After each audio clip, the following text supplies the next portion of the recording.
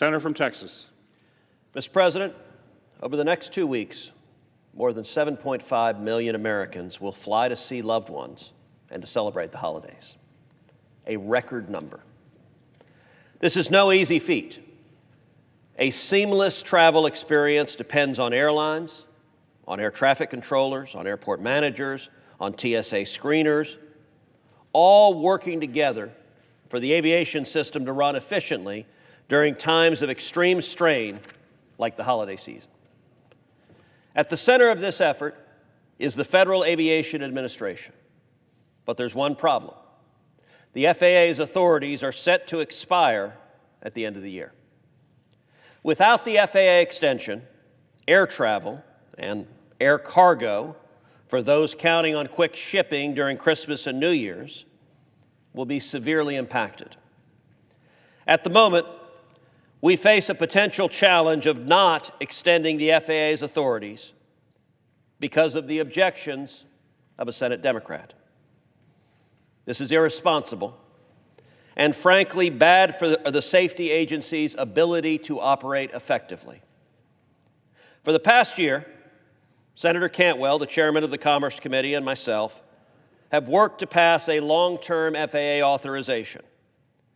The authorization we drafted on a bipartisan basis addresses airport infrastructure, workforce challenges, ATC staffing, protections for passengers, the safety framework, manufacturing. I could go on. It is an important bill that makes progress towards solving some of the challenges facing aviation. But we need to make sure we get it right.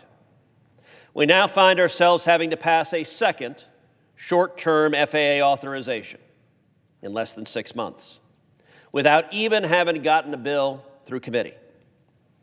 This situation was entirely avoidable, but special interest, in particular, the pilots' union like ALPA, have decided that if they can't get their way, then the American people should pay the price. There have been several times throughout this process where we thought we had a deal, but inevitably some of my colleagues on the other side of the aisle, often spurred on by the union, have tanked these agreements. Each month, it seems, there's a new issue we're told cannot be in the FAA bill because the unelected special interests are opposed to it. First, it was a modest reform to update pilot training.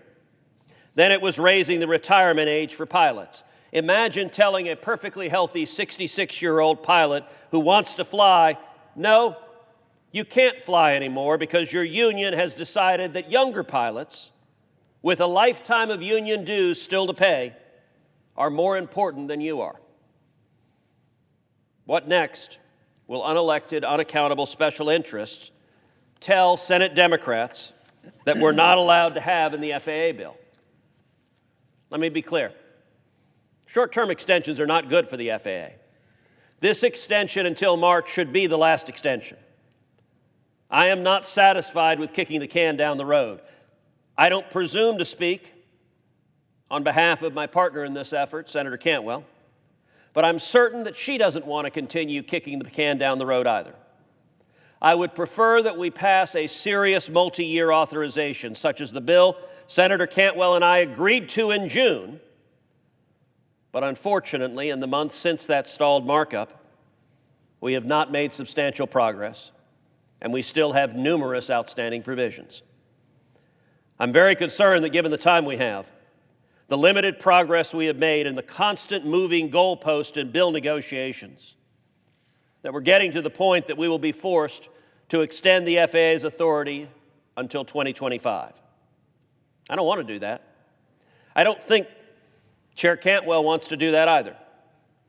We need to get this bill done, and I'm still committed to trying to do so if it's a bill that is actually bipartisan and not a special interest wish list that ignores very real problems like the pilot shortage. In a moment, I will ask unanimous consent for the Senate to pass the FAA extension, which will last until March 8th. The House earlier this week voted 376 to 15 to pass this legislation. The Senate cannot leave for the holidays without passing an extension. Without an extension, here's what would happen. Number one, all airport construction projects using FAA grants would immediately stop. Number two, the FAA would lose the ability to make new expenditures from the Aviation Trust Fund, causing many employees in airports, facilities and equipment, and R&D offices to be immediately furloughed. Number three, special authorizations for drone operations would expire. Number four, airlines would have no authority to collect ticket taxes that fund the Aviation Trust Fund. In 2011, the last time the FAA's authorization lapsed, more than 4,000 FAA employees were furloughed, and the FAA lost more than $400 million. The 2-week lapse halted billions of dollars worth of construction projects and impacted more than 70,000 construction jobs. Leaving town without giving the FAA the certainty to operate would be a mistake. I remain committed to working with Senator Cantwell to negotiate a truly bipartisan FAA bill that the agency, the industry, and the flying public deserve. And with that, I yield the floor to the senator from Kansas.